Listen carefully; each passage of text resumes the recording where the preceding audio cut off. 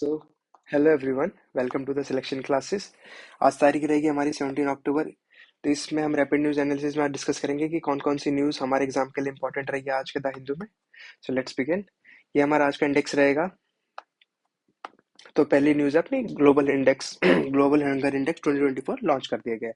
तो उसमें क्या क्या इंडिया की रैंक रही है, what are the key finding, और क्या अपनी जो इंडिकेटर है उस पर डिपेंड करता है जीएचआई, वो हम डिस्कस करेंगे। देन आपका सेकंड आएगा अपनी जो प्रेसिडेंट है द्रौपदी मुर्मू जी है, वो अभी अल्जीरिया विजिट कर रही है। तो उसको देखेंगे कि व्हाट वाज द रीजन, क्यों गई है।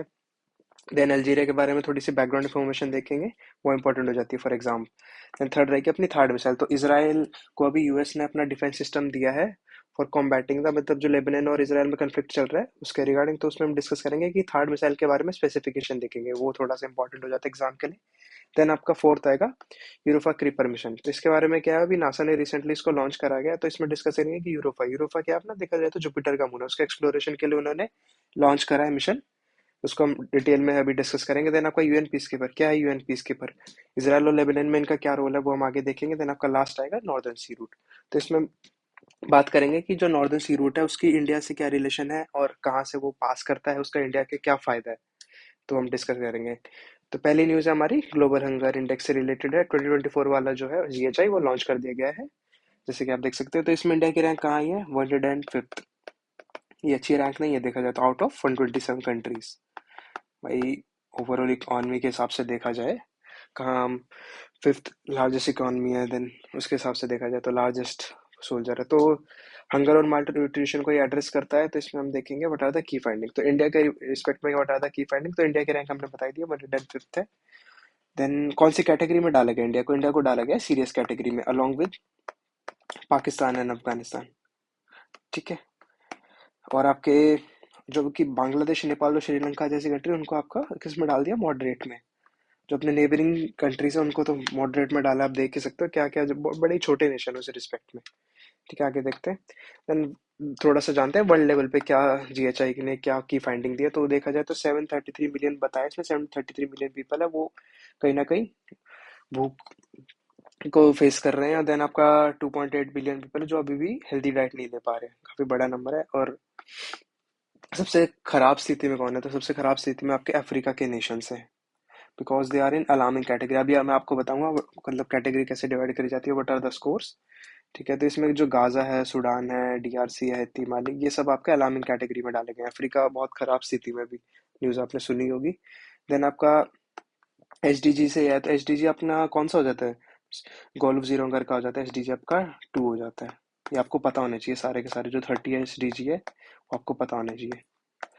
2030 तक हमें इनको अचीव करना है, टारगेट है अभी हमारा, बहुत दूर है मेन टारगेट से। तो और 2024 के जीएचआई की थीम क्या थी, हमारी थीम थी, ये इंपॉर्टेंट हो जाता है for exam, how gender justice and can advance climate resilience and zero hunger small improvement. तो इसकी बात करिए, इसमें इंडिया का स्कोर 27.3 रहा है 2024 के रिस्पेक्ट में। देन ये आप देख सकते हो इस मैप में, वर्ल्ड का मैप है, इसमें जो देखो इंडिया कहाँ है, इंडिया अपना ये रहा। कौन सी कैटेगरी में, ये कैटेगरी में। ये कैटेगरी कौन सी है आपकी, सीरियस कैटेगरी है। और आपके जो अफ्रीका के नेशन है ये आपके अलार्मिंग में, देख सकते हो आप ऑरेंजिश, ये ग्रीन है, ये तो अच्छी स्थिति में। ठीक है, देख लिया आपने।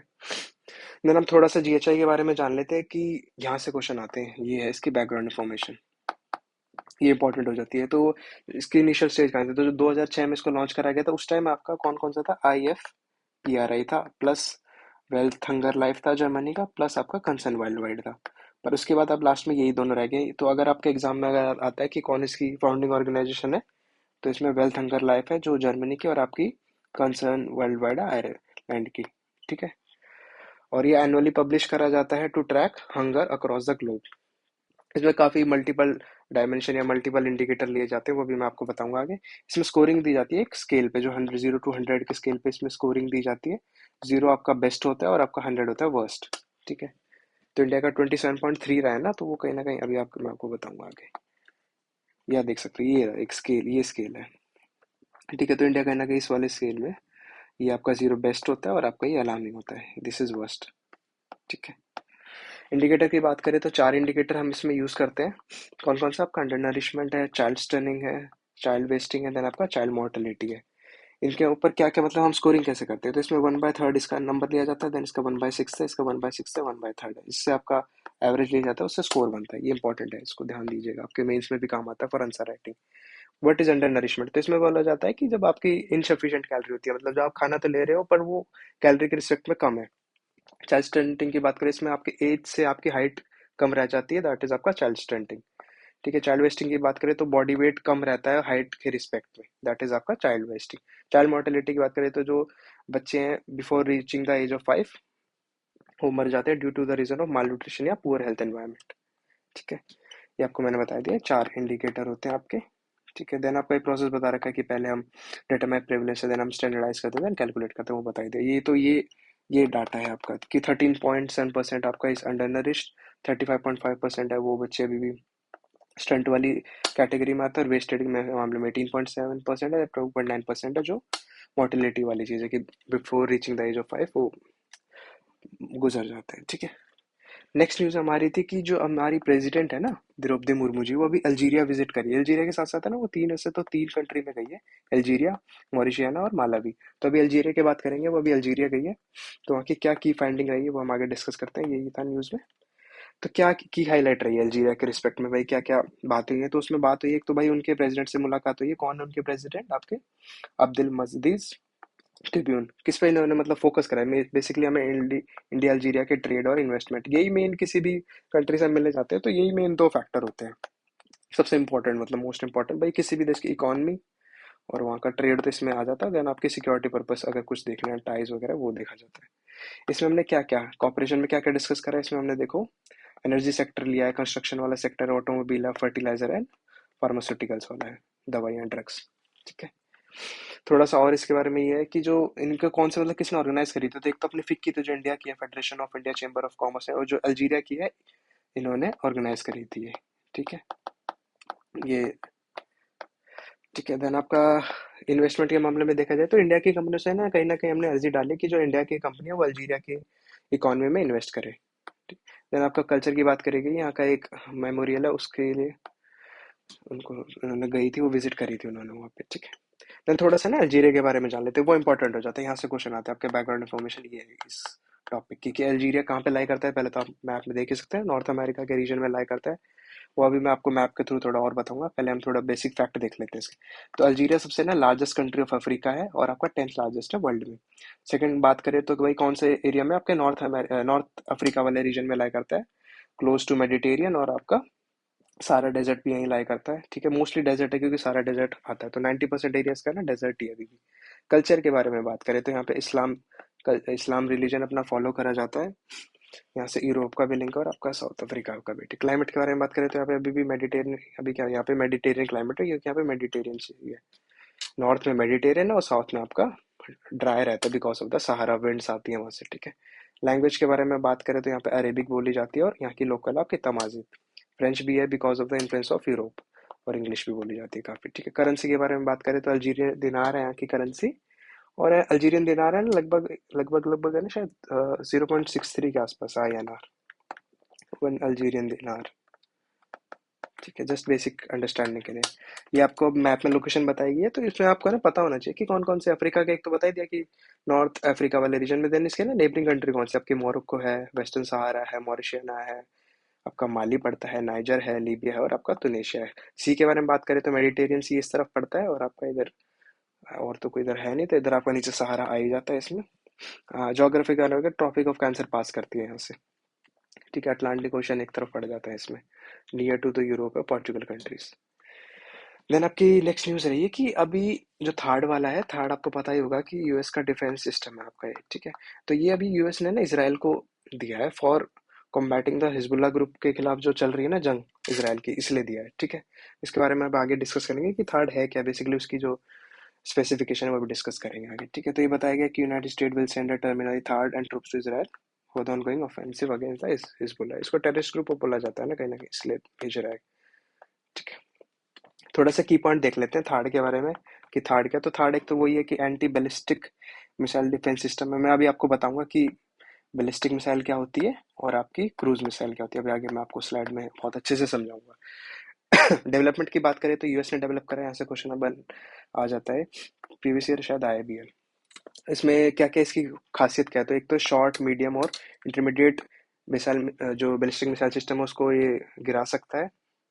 ऑपरेशन की बात करें तो इसमें काफ़ी सारे, तो हिल टू किल है आपका, देन आपका डिस्ट्रॉय करता है, देन आपका कॉलिजन, डायरेक्ट कॉलिजन करता है वहाँ से जो एक्सप्लोजन, ठीक है। कंपोनेंट की बात करें तो इसमें लॉन्चर होता है, इंटरसेप्टर होता है, रडार भी होता है, देन आपकी एक फायर कंट्रोल यूनिट और सपोर्ट इक्विपमेंट्स होते हैं। आप देख ही सकते हैं, मतलब मोबाइल है ना, इसको हम मूव भी कर सकते हैं, पूरे ट्रक में है पूरा सिस्टम, ठीक है। आप देख ही सकते हैं, ये इसका कैनन टाइप है।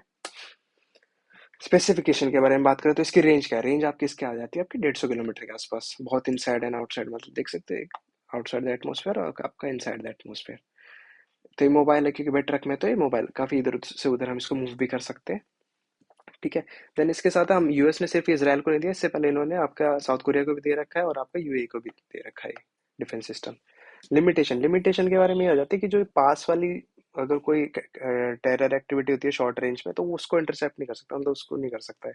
और आपका नॉट काउंटर क्रूज मिसाइल को भी काउंटर नहीं कर सकता है, ठीक है। ये बताया गया इस डायग्राम, आप देख सकते हैं, इसमें रडार है, इसमें उसके कंट्रोल सिस्टम और आपका इसमें लॉन्चर मैंने बताया था, ठीक है। हाँ, ये इंपॉर्टेंट है, ये आप ध्यान रखिएगा, ये इंपॉर्टेंट हो जाता है फॉर एग्जाम कि बैलिस्टिक मिसाइल और क्रूज मिसाइल में आपको डिफरेंस पता होना चाहिए, क्योंकि ये मिसाइल कहीं ना कहीं डेवलप होती रहती है, क्या डिफरेंस है दोनों में। तो पहले बात करेंगे इसके पाथ की, तो पाथ में आप समझ ही सकते हो, जो क्रूज मिसाइल है ना वो अर्थ के नियर चलती है, देख सकते हो आप, और जबकि बैलिस्टिक मिसाइल होती है वो अब आउट ऑफ दैट एटमॉस्फेयर चलती है, ठीक है। ये नियर चलती है, वो फार चलती है। और इसमें और क्या फर्क है भाई, बेसिक, तो आपका बैलिस्टिक वाली होती है ना वो आपका रॉकेट पावर्ड होती है, और जो ये वाली होती है आपकी जेट पावर्ड होती है, ठीक है, कॉन्टिन्यूसली चल सकती है। और बात करें तो भाई लो एल्टीट्यूड मैंने बता ही दिया, ये लो एल्टीट्यूड है, ये आपका हाई एल्टीट्यूड रहती है। ये शॉर्ट रेंज के लिए यूज होती है, आपकी लॉन्गर रेंज के लिए यूज होती है। और इसमें काफ़ी इक्विपमेंट्स होते हैं, ये सब बताया गया। देन आपका, हाँ, ये सर स्मॉलर पेलोड को लेके जा सकती है वॉरहेड के लिए, जो आपका अगर न्यूक्लियर को एक्सप्लोजन करना चाह रहे हो उसमें लेके, तो वो छोटे अमाउंट में, इसमें आप बड़ा पेलोड भी ले जा सकते हो, ठीक है। देन इसमें it is hard to detect but easier to intercept, क्योंकि भाई क्रूज मिसाइल पास चल रही है, तो इसको अगर वो होता है ना जो कि आपका डिटेक्शन तो मुश्किल है, पर इंटरसेप्ट हो जाती है। इस जस्ट अपोजिट इसमें एग्जाम्पल क्या, आपका एग्जाम्पल इसमें ब्रह्मोस मिसाइल और आपका पृथ्वी और अग्नि। ब्रह्मोस आपको पता है किसने दिया, बताइएगा। और देन आपका पृथ्वी और अग्नि सीरीज में रहते हैं, तो बेसिकली ना कॉन्टिनेंट्स के लिए यूज होती है, या फिर कंट्री के लिए, एक कंट्री से दूसरी कंट्री में यूज करने के लिए, ये पास के डिस्टेंस के लिए होती है, ठीक है। देन आपका नेक्स्ट न्यूज आ जाती है यूरोपा क्लिक परमिशन। तो अभी ये है क्या न्यूज, क्या है, तो ये अभी न्यूज है कि नासा ने रिसेंटली लॉन्च करा अपना ये मिशन। क्या है ये मिशन, यूरोपा क्या है, पहले तो यूरोपा आपका है ना जुपिटर का एक मून है, ठीक है। Out of the many moons Jupiter का एक मून है। वहाँ पे ना कुछ ऐसा चांसेस है कि वहाँ पे आइस हो सकती है, वाटर हो सकता है, तो उसकी खोज के लिए भेजा जा रहा है ये, ठीक है। थोड़ा सा इसके बारे में जान लेते हैं, यूरोपा मिशन के बारे में। तो ये बताई रखा है कि it is an NASA mission to study Jupiter icy moon Europa, ice की फॉर्म में जो ये वाला मून है ना जुपिटर का। देन तो ये है कि करेगा क्या, ये आपके ऑर्बिट में जाएगा, डिटेल इन्वेस्टिगेशन करेगा आपकी यूरोपा की। ओशन के, मतलब है ना कहीं ओशन के सब्सटेंसेस ऐसे लग सकता है, होप है कि वहाँ पे मिल सकते हैं कुछ वाटर के ट्रेसेस, ठीक है। उससे पता लगेगा ना कि हैबिटेबल है क्या Europa for human Mankind in future, ठीक है। तो और यूरोप है ना कहीं स्ट्रॉन्ग एविडेंस देता है बिकॉज ऑफ द आइस की लिक्विड वाटर यहाँ पे हो सकता है beneath beneath its icy crust. ये इसकी डायमेंशन की बात करेगी, 100 फीट इसकी स्पेसक्राफ्ट की हाइट है, जो है इसे डायमेंशन बता रखी है, ठीक है, नॉट इम्पॉर्टेंट फॉर एग्जाम। और ये, हाँ, ये इंपॉर्टेंट है कि it is the largest spacecraft NASA has ever built for planetary mission, ठीक है, ये आपको याद रखना है। तो ये बताया, थोड़ा सा आपको पता होगा शायद, जुपिटर है जो, जुपिटर मतलब मैक्सिमम नंबर ऑफ मून किसके पास है, अभी रिसेंटली ना न्यूज में भी रहा था कि सबसे ज्यादा मून अब किसके पास है। तो अभी है ना सबसे मैक्सिमम मून आपके है ना सैटर्न के पास है, पहले जुपिटर के पास है, तो सैटर्न के पास आपके लगभग 146 के आसपास। और जुपिटर के पास कितने हैं अभी, जुपिटर के पास है आपके 95 के आसपास, ठीक है। तो उसमें से एक मून है यूरोपा, उसके हम डिस्कवरी के लिए भेजा जा रहा है ये वाला मिशन, ठीक है। थोड़ा सा ये इसमें बता रखा है इन्होंने, जो यूरोपा इसकी कि ये देखो ये सब बता रखा है, कोर कौन से किससे बना है, मेंटल किससे बना है, ठीक है। ये सब चीज़ें मैंने, वैसे ये 4 मून है जो जो बेसिक जुपिटर के जिसकी डिस्कवरी करी जाएगी, तो ये 4 है, लो, यूरोपा, गैनीमेड और आपका कैलिस्टो, ये आप याद रख सकते हैं।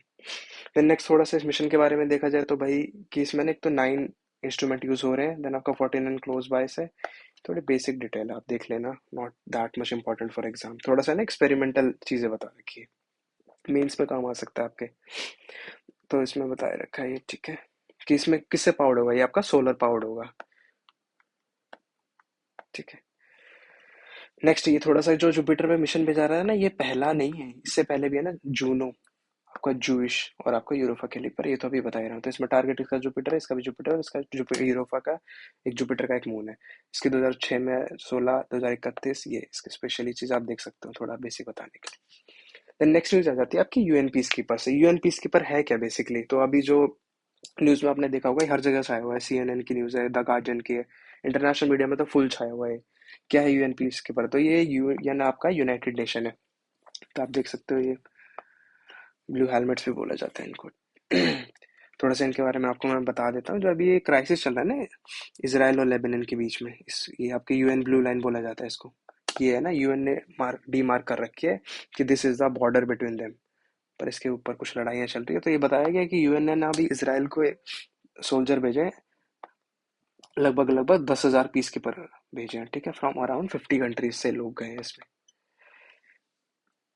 थोड़ा सा यूएन पीस कीपर के बारे में देख लेते हैं। तो यूएन पीस कीपर है क्या, बेसिकली इसकी स्थापना हुई थी 1948 में यूएनएससी के through, for the combating of middle east में जो क्राइसिस चलते हैं उसके लिए, ठीक है।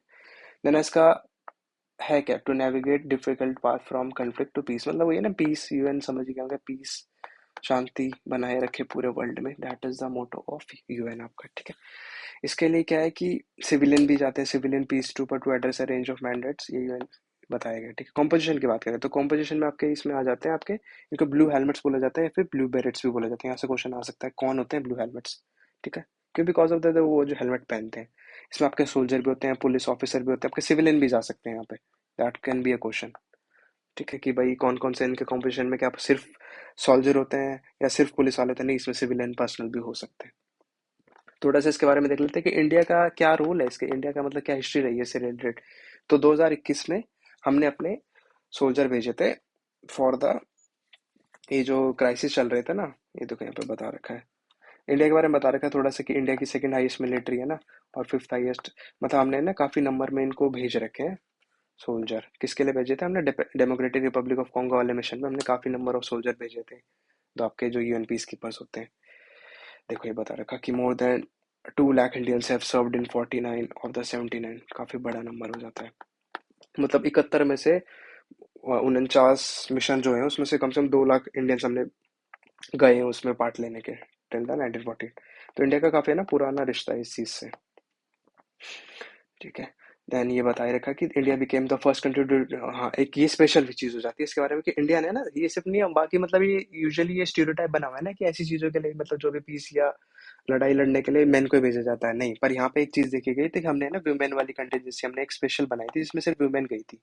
अभी आगे आपको मैं बताता हूँ, यहाँ पे आप देख सकते हैं इसमें वुमेन एक ये ना स्पेशल फीचर है यूएन पीस कीपर का इंडिया की तरफ से कि वुमेन वाली हमने पूरी एक बटालियन बना के भेजी थी यहाँ से, बिकॉज ये स्टीरियोटाइप बनते हैं, यहाँ पे बता भी रखा है इन्होंने, प्रोफेशन है डोमिनेटेड बाय मेन। तो जेंडर वायलेंस जैसी चीज को खत्म करने के लिए that can be a great example, इसको आप है ना एथिक्स में भी यूज कर सकते हो, पेपर 4 में, very good example for equality, ठीक है। कि ऐसा नहीं है कि दैट कैन, कि मैन ही पावरफुल होते हैं, मैन ही डिसीजन ले सकते हैं, ऐसा नहीं है, यहाँ पे आप बहुत अच्छे एग्जांपल प्रूव कर रखे हैं।